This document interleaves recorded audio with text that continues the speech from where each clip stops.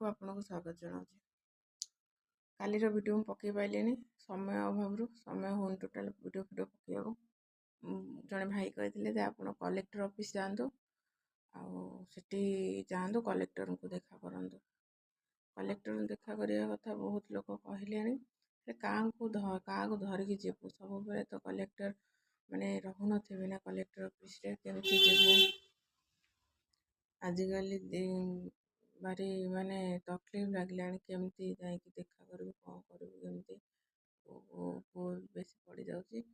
ଆଉ ଆପଣମାନେ ତ ପୁଅର ଭିଡ଼ିଓ ଦେଖୁଥିବେ, ମୁଁ ସ୍କ୍ରିନ୍ ଉପରେ ତା ଭିଡ଼ିଓଟା ଲଗେଇଛି, ମାନେ ବସିକି ଉଠିବାରେ ଭାରି କଷ୍ଟ ଅନୁଭବ କରୁଛି। ଆଉ ଆପଣମାନଙ୍କ ଏତିକି ମାନେ ଭଗବାନଙ୍କ ପାଖରେ ପ୍ରାର୍ଥନା କରନ୍ତୁ ଯେ ମୋ ପୁଅ କେମିତି ଶୀଘ୍ର ଭଲ ହେଇଯାଉ, ଏ ରୋଗରୁ କେମିତି ସେ ମୁକ୍ତ ହେଇଯାଉ।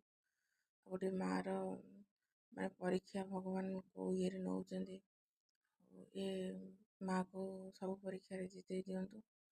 ଏତିକି ଆପଣଙ୍କ ପାଖରେ ଅନୁରୋଧ। ରହିଲି, ଜୟ ଜଗନ୍ନାଥ।